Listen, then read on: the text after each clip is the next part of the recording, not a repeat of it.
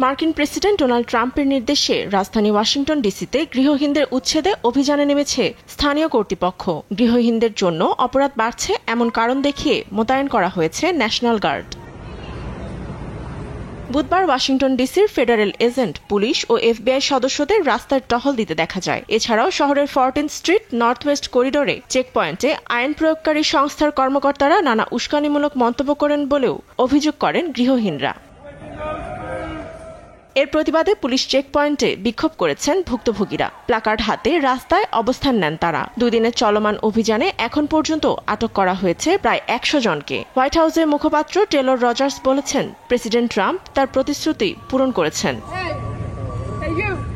মঙ্গলবার ট্রাম্পের attorney general পাম পন্টি ও শীর্ষ ফেডারেল আইন প্রয়োগকারী কর্মকর্তাদের সঙ্গে বৈঠক করেন মেয়র মুরিয়েল বাউস।